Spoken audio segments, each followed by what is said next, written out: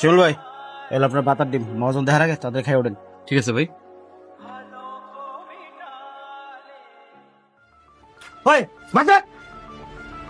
তুই তো ওরা বাদ দিছিস, তুই আমার কাছে জিজ্ঞেস করে দিছিস হোটেলটা কি তোর না হোটেলটা আমার?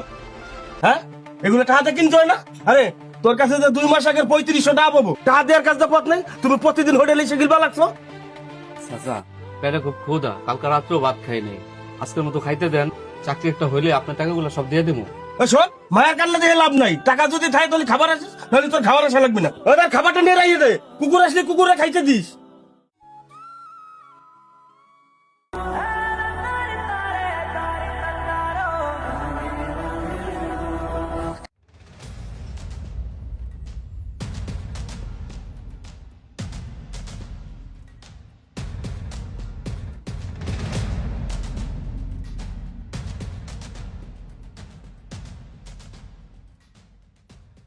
ভাই, এই যে আপনার মুরগির মাংস আর ভাত।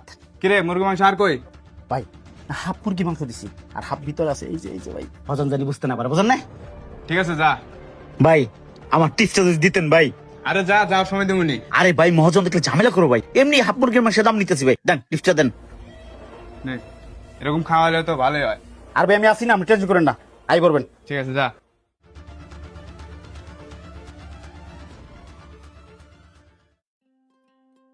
ভাইজান 3টে সিঙ্গারা দেন। 3টে সিঙ্গারা না?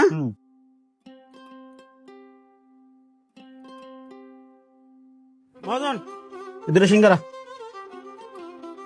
দেখলাম দিল 3.5, দাম দিল 2.5।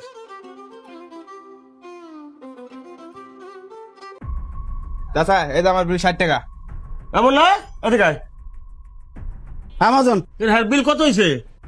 মহাজন, হেয়ার বিল হয়েছে 60 টাকা। আমি তো দেখলাম মুরগির মাংসতে ভাত খাইলো, মিনিমাম 100 টাকা বিল হওয়া উচিত। 60 টাকা বিল হলো কেমনে? মানে চাচা ওই যে হাফ মুরগি দিয়ে ভাত খাইছে আর 1 প্লেট ভাত, 60 টাকা। আচ্ছা ঠিক আছে, যা। ভাই,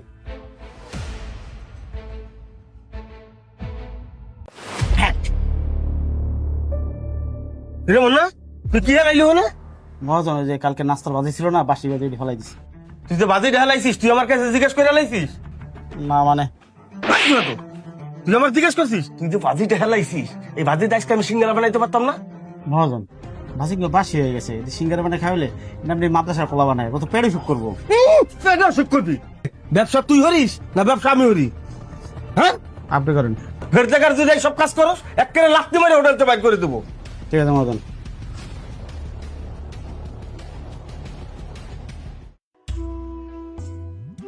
হ্যালো, আর সিঙ্গারা নিয়ে আসবো? আচ্ছা তুই স্কুলের সামনে দাঁড়া, আমি নিয়ে আসতেছি। আচ্ছা ঠিক আছে।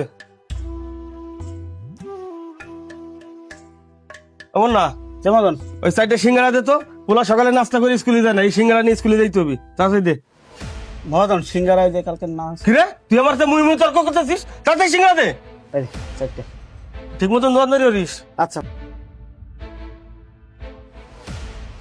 হুজুর, আসসালামু আলাইকুম। ওয়ালাইকুম আসসালাম। এই যে হুজুর, এই মাসের এতিমখানা 10,000 টাকা।